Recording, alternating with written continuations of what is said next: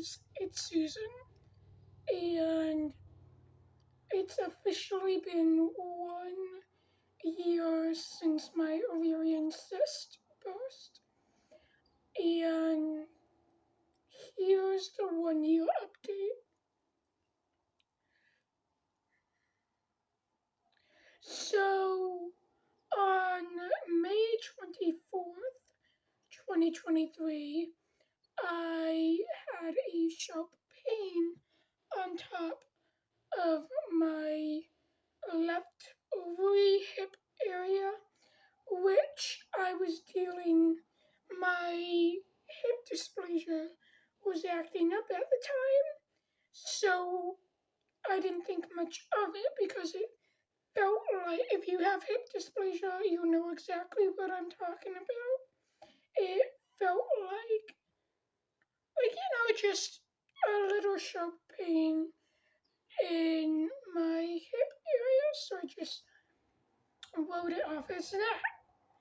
But 3 days prior to that is when the hip pain started, and on May 24th, I told my mom about it, and I showed her how it's right over here, and so she's like, okay, let me look at it. And so she looks at it, and it looked like a big black and blue mark on top of my ovary. And instantly she's like, you have an ovarian cyst burst. And I'm like, obviously I'm 19 years old. I didn't think much of it. And so I'm like, oh, well, it's probably nothing. And then the black and blue mark was actually the swollen veins popping through. And on May 25th, 2023, I was sitting right over there. I forget what I was doing. I think I was cleaning or something.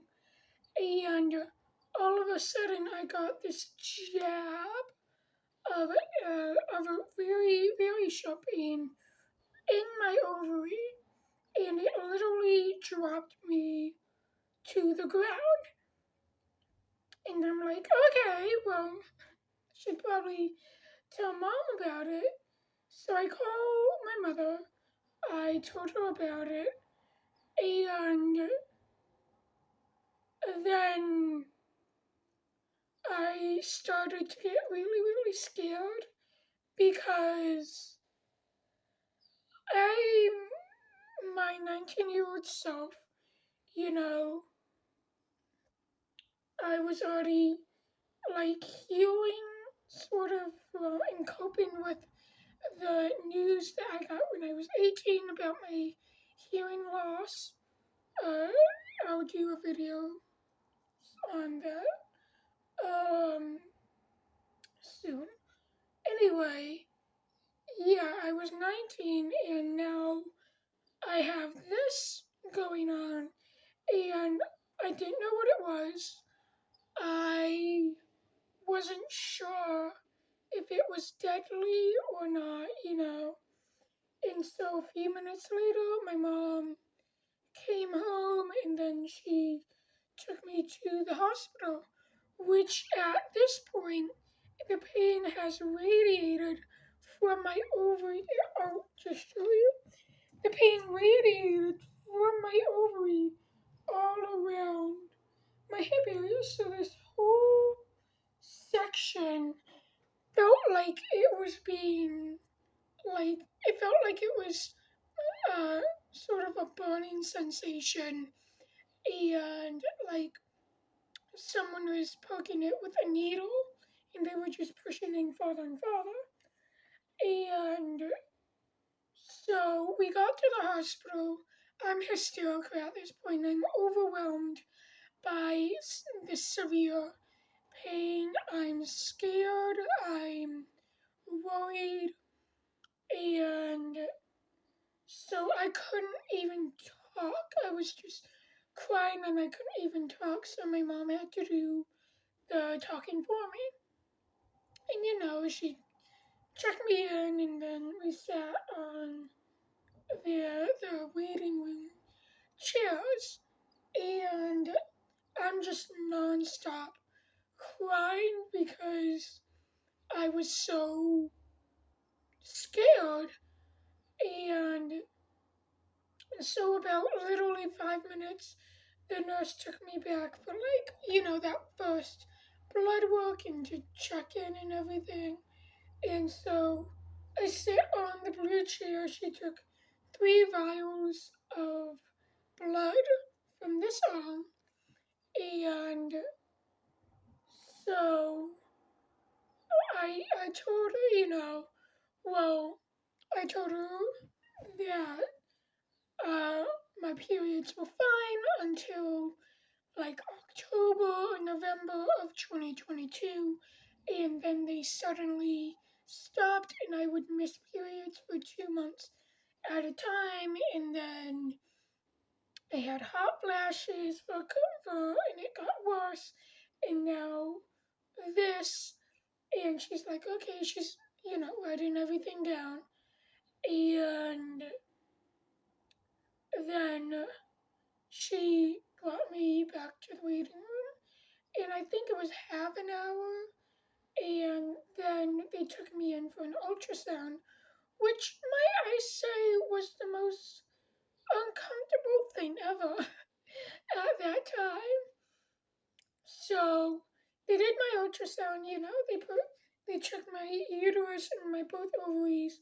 They could see my right ovary perfectly clearly, but my left ovary, something was blocking it. And so she's like, okay, well, something's blocking your ovary. We can either do a internal exam, basically a pap smear, and then, or we could have you drink a bunch of water, fill your bladder up, and then we can do it. And so I wasn't ready for a pap smear. And so I'm just like, I'm just gonna do the drink water thing. And she's like, okay. So we go back to the mini waiting room inside where the ultrasound place was. And so I drank my bottle of water, keeping my friends updated on everything that was going on. And it doesn't take long for your bladder to fill up. It takes 30 minutes. So sure as shit, 30 minutes later, my bladder was filled and I really had to pee, but I couldn't yet. So they took me back, and then they could see my left ovary perfectly clearly, and that's when, they took pictures and everything, and then they're like, okay, well, we're gonna have you wait in the waiting room, like the actual ER waiting room, where we have a radiologist look at it. And I'm like, okay. And so we go back to the waiting room, and I instantly go to the bathroom in the that was in the bathroom stall in the waiting room, and I look at myself, and I look so pale and tired and sick, and I was very, very nauseous at this point, and so I could feel saliva building up in my mouth, but I didn't throw up, which was torture. And so it takes 2 to 3 hours of waiting in the waiting room, and then finally, I get brought back to, and not, I wasn't admitted. I think I was in triage. I'm not sure. But a nurse came in, and it turns out she was the same nurse that was with my grandfather when he was dying and everything. And so a doctor comes in, and then he was very informative, He was straight to the point, but he was gentle about it. And so I, I was just kind of so tired and so spaced out. And then I remember the moment he was like, he sat on a stool in front of me at the edge of the bed, and he's like, well, you have multiple ovarian cysts on both ovaries. And I remember that moment so clearly because once he said, those words, I everything just kind of froze and slowed down in time. And I I just kind of took in everything, and it was really scary because, you know, um, as I've gotten older, I've learned that, one day I would like to start a family. And then hearing that, I instantly went to, okay, so this means you're infertile. This means you're never gonna have children. And so I just kept focusing. That was the only thing I could focus on. And it didn't make anything much easier. Then he told me, well, there's no real fix for ovarian cyst. And so I just recommend that you take ibuprofen and just bed rest for about 2 weeks. And so I'm like, okay. And then we were finally discharged. And I was still, it wasn't a stabbing pain anymore. It was just sore, like a sore muscle. So we go home. I just go in bed, and for that next week, or for the next 2 days, I just sat in bed and played a Resident Evil Outbreak. And I'm one of those people that can't just, sit around, and I have to do something. And so on the third day, I was just like, I can't take this anymore. And so I started cleaning. But I should have listened to the doctor and taken that bed rest because every little step I took would send a wave of shooting pain. And so, yeah. Then for the next 3 months after that, my period was a little wonky, but it finally got back on track, which every month now it comes on the 20th. But over the course of the year, my periods have severely gotten worse. And now they're to the point where, um, like, my cramps focus on one ovary, and I just had my period not too long ago, and it was so bad, you know, like, like I was, all of a sudden I got pain. Usually it's just one, but I got pain on both of my ovaries, and so I was actually, walking around trying to find a comfortable position, but nothing was working. And so it got to the point where I was severely shaking and in pain and really, really nauseous. And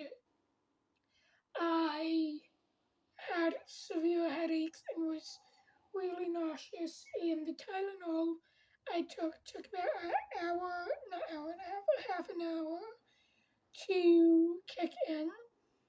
And so, yeah, that's basically the one of the meal periods for me. And my blood, my passing blood clots have gotten more, have gotten more frequent. And so, it's just every period I pass one or two severely painful blood clots. And a few months ago, I had a gynecologist follow-up appointment, but when I called, I found out that my gynecologist was out on vacation, and up till now, that's the last I ever heard. And so my body is severely exhausted with dealing with these severely painful periods. And while I've learned that there's still, the possibility of having children. I Now the thought is, what if it gets so worse that I'll need a hysterectomy? If you don't know what hysterectomy is, it's a surgery where they remove the entire uterus and fallopian tubes, where then you're completely infertile and you can't have kids. You can adopt, but you can't physically have children. And so that's kind of the one of the real thought right now and realization right now is it's gotten less frequent, but I still have it. Like, I used to, search up baby clothes and everything, on Pinterest and stuff. But now, when I do that, it's just like, there's that little voice in the back of my mind that's like, there may be a chance that you may never have this, and so that's been hard. Uh, and so I'm just so tired of these killer periods that I have. So I'm trying to make a gynecologist appointment now, but I have to view my chart,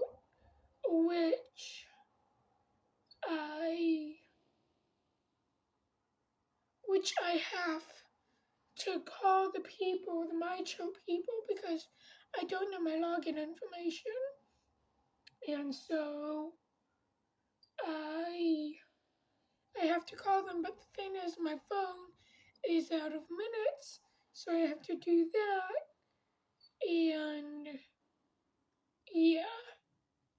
So that's kind of where I'm at right now. I still have the severe killer periods, um, but I'm trying to get a gynecologist appointment now to maybe get on some form of birth control to stop these periods because I literally can't anymore. Like, sometimes they get so bad that it bedridens me, and so like I throw up from the pain when it's really bad. So my my fear is now that what if they get so bad that I'll need surgery? Not for hysterectomy, but they scoop, the blood clots and cysts out. And my fear is, what if another one bursts and it's worse than the last time? What do I do? And it's all these what ifs. And I'm trying not to focus on that right now. And then I'm like, okay, well, I can, bring awareness to this and show that I too struggle with ovarian cysts. And so on Pinterest, I searched up, ovarian cyst awareness color, and it's a little teal blue ribbon, but that's for ovarian cancer. So that's another thought added, What if it gets what if it gets so bad that it's ovarian cancer? But that isn't as frequent as, surgery and everything. But that's kind of the 1 year update for right now. I will continue updating once I figure out my chart and everything. But yeah, that's it. So yeah, I'll keep you updated.